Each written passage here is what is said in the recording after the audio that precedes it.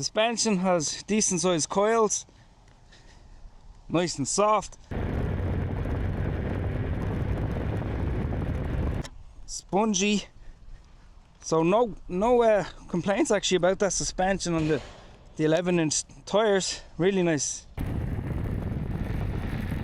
Okay, so small hill behind me here. We'll stick it on gear 5. I highly doubt this is gonna get up there. 13, 14, 15, 16. No way. Hill is around 10, 15 degrees. Ooh. Disappointing, very disappointing.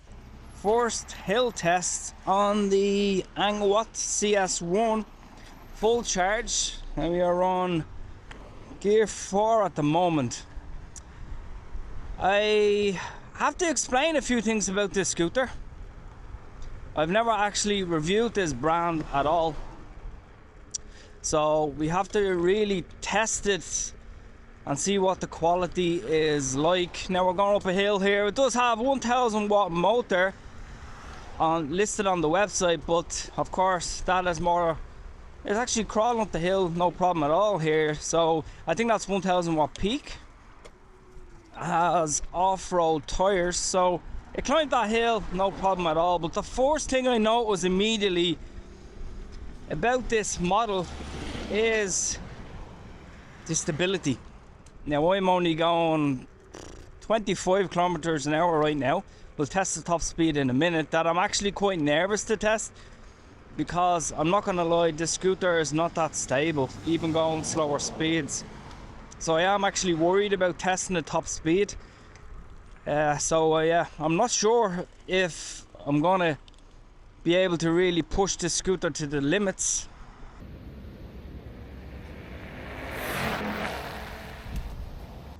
Normally I'm not nervous testing this top speed on some electric scooters, but on this one it reminds me of a Q-Kirin scooter called the Q-Kirin G2 Pro that I did not recommend after reviewing that scooter, and the frame is kind of similar in a way. And another thing, look at this, the cruise control literally kicks in after about what, 2-3 seconds. I hate cruise control. I'm gonna have to figure out a way of actually knocking that off, because I hate it. I absolutely hate it on most electric scooters. I hate it on. It does have, of course, thumb acceleration that I do like. It has full off-road tubeless tires, which are nice, but the stability is definitely not the best on this. So we're on a good stretch of road here that's reasonably safe. So we'll test the top speed first of all. We're on gear 4, so let's see what it's like on gear 4. Free spin on this electric scooter is 80 kilometers an hour, fully charged. So we're getting 46. It's quite sunny out today, so you can just about see the display. So okay, top speed on gear 4 is 44 kilometers per hour. I think if you're not an experienced rider, it's probably not a good idea to actually buy this type of scooter, and I'm going to explain why at the end of the video. But it is so high up off the ground. I'm 5'8", and the handlebars are not height adjustable, so they are just about right for me. Suspension is actually quite nice on this scooter. You can adjust it, you know, how much travel you want, if you want it really stiff or to have a good bit of travel. But suspension is actually really nice on this, I must say. Handlebars are quite wide. Comfortable grips are, of course, not amazing quality, but they're comfortable enough, but they are probably one of the cheaper style grips. Another thing I have to talk about, look, there's the cruise control again. I hate that. Is the brakes. So we're going 45 here, let's brake. Oh. The concern was when I took this out of the box, I noticed something that I didn't like on this scooter, so I'm gonna have to explain literally everything, so don't click off the video if you are really considering buying something like this. Deck size is actually quite generous. Cruise control again, oh my god, I hate that. The deck size is actually not too bad. If you have average size feet, you should be comfortable. If you have big feet, you would actually, if you can see it on camera, you'd have to put one back foot on the back footrest for stability. And if you're going long distances, of course, you would have to stretch your legs occasionally so you don't get cramps in your legs if you're like me.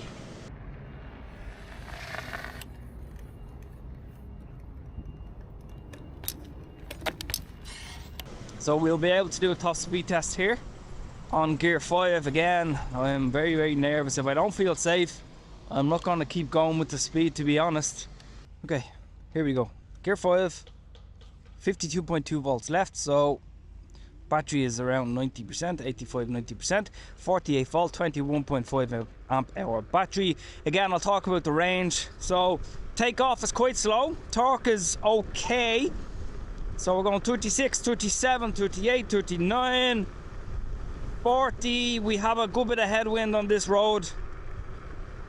43, 44, 45, 46,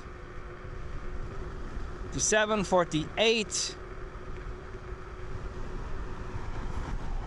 49.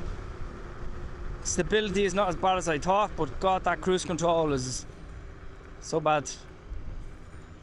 What we'll do is we'll go on to a stretch of road here where the wind is not too bad. Touring the scooter, you have to be cautious. Actually, the wind is bad here, but we'll keep going. We'll see if we can get a bit higher of a speed test. The torque is a little bit poor on this. You would definitely not be racing a scooter like this at all. 37, 38. Okay, so because there's headwind here, we're only getting like 42 kilometers per hour. There's another road here. Look, cruise control again. Brakes are extremely questionable on this scooter. 38, 39, 40. It's really slow speed increase on this. Okay, 46, 47, 48, 49, 50, 50, 55. Okay, so we actually got, top speed there was, yeah, around 55 kilometers per hour. Okay, so this scooter has full off-road tires. There's a good bit of gravel here, so let me just see what it's like. Yeah. I've had these off-road tires before on electric scooters, so they're actually quite decent, to be honest. It kind of gives you confidence to, you know, go on really rough areas to get grip. But we go, it's still increasing in speed on a gravel area like this, so it's nice and cushiony. Suspension is very quiet, no rattling, no banging coming from suspension. Could you go off course with this and go a bit nuts? Well, you possibly could, because for example a curb like this, it's quiet. Actually no banging there. Standard curbs you should be okay with. Again, gravel, quite bumpy, nice. Yeah, it's actually really nice. It's actually quite smooth considering the ground there is really bad. Could you go on grass with the Angwatt CS1? Well, there's grass up here. I'm not sure, because maybe the grass is wet here. We can try. It's actually pulling me through grass, no problem. If this was a dual motor scooter, you'd have, of course, much more fun. Yeah, the motor, even though it's it says it's 1,000 watt, it's poor at best, to be honest. We can go down here. There's more grass here. We'll do another more of a sharper hill. Go off a curb. Let's see. Yeah, not too bad.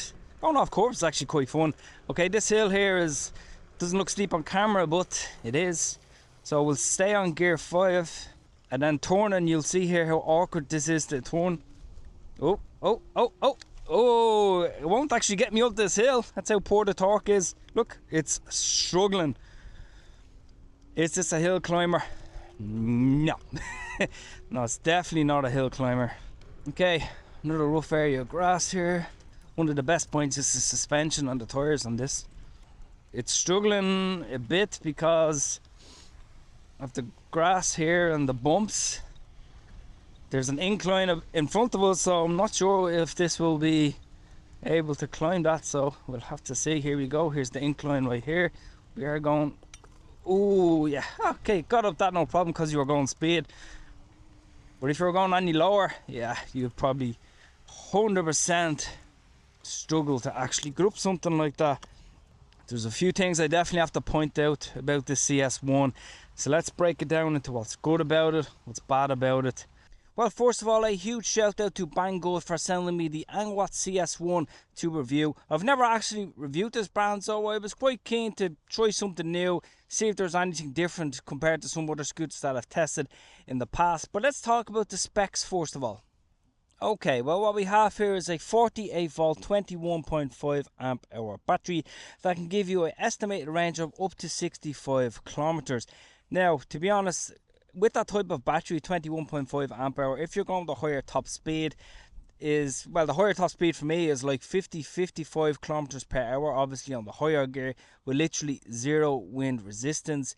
The range that you would get would be around 30 kilometer, maybe 35 kilometer max on a full charge, going the higher top speed. So of course, if you're on like gear 1, 2, 3, for example, you would get more range. The faster you go, the quicker the battery depletes. So that'll be the range that you would actually get on this. But there is a few important things that I actually want to address about the CS1 that I'm not quite happy about, if I'm honest. Okay, the motor on the website, the motor spec is 1000 watts. I'd say that's 1000 watt peak. But even in saying that, if it is 1000 watt peak that's estimated by the company, the motor is actually quite poor on this. As you can see, it doesn't really climb hills the best. Torque isn't there, so the motor is actually quite questionable on the CS1. And a few things when I took this out of the box was extremely disappointing that I'll talk about in a second. But one good thing that I actually do like about the CS1 is that it does have NFC keys, but compared to other electric scooters, it doesn't have kind of the NFC area that you normally see on some handlebars where you tap the NFC key, but on this model you actually have to tap it on the screen. So the scooter is now off. You have your 2 NFC keys that you get. What you do is you hold down the on button first, which is on the left, then you get your NFC key, and then you tap it and hold it on the screen, then it comes on. To turn it off, you do the exact reverse, but I find you can actually just tap the NFC key as well, and it turns off the scooter. The noise that it makes is really weird. It sounds like one of those old dial-up internet connections, which is kind of funny. What I found on some electric scooters is they had the NFC readers here. Instead of built into display, is they're really easy to start the scooter. So even if your scooter did get stolen and had that NFC reader here, you simply get 2 pins, put it into that NFC reader, and then the scooter turns on. Whereas on this model, you actually have to tap the display, so it would be much harder to actually kind of rob the scooter and turn it on. Even in saying that though, if you do need to lock up the scooter, you can simply kind of put a kryptonite lock around this area, which would be one of the stronger points. So coming up on top here, you have of course your on switch, you have your plus minus keys. The display, to be honest, it's not the best in daylight, but you have your basically go up your gears, go down your gears, on off button. This scooter is just a single motor scooter, so this button doesn't do anything. And then of course you have your horn here, and then you have your lights. You have an LED light in the front. You also have indicators on this model in the rear, and of course you have your standard brake light at the back. But actually when you do turn on the indicators, it actually does make a noise, which is really good to basically remind you that your electric scooter's on. And the horn isn't too bad either. So yeah, it's actually quite good with those little features. The grips are probably one of the cheaper ones obviously available, but you know, they're not too bad. They do the job. Again, display is pretty basic, so if you just want to go up and down your gears, you simply press plus and then you get to wherever gear you want. It does have the voltage display here as well, which is quite nice to see. Distance travel and speed, again very basic. Thumb throttle, my favorite, not too bad. Feels quite decent, not too cheap. You have this point here, of course. The fold this electric scooter is a piece of cake, will only take you a matter of seconds. Folding mechanism on it is quite decent, no really complaints there, pretty standard to be honest. Not height adjustable. I'm going to tell you as well a few things now in a second that I don't like about the scooter, don't worry. You do have those 11-inch tubeless tires, which are really nice. quite big chunky mud guards. Suspension is very good on this, I must say, and the tyres give you phenomenal grip. But again, you can't take this off-road because it's not a dual motor scooter, even with those tyres. So, you know, do they really serve a purpose on a single motor scooter? Not really, in my opinion, but each to their own. It is quite high off the ground, so it's actually not a small scooter in person, and it is actually quite long as well compared to the average size scooter that I've had. You do have, of course, the back footrest there for longer journeys if you need to stretch your legs. Standard back mudguard support as well. No rattling really from the scooter, so it's not too bad. But let me tell you a few things that I don't like about the CS1. Okay, let's talk about a few of the major concerns I actually have about the CS1. When I took this out of the box, basically you have multiple screws all over this electric scooter. Now, I checked one of them, it was loose.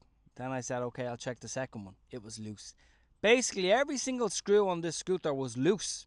That is a major red flag when it comes to quality control. I'm not even sure if they have blue Loctite on them because I did just give them a squeeze. So that was a major concern.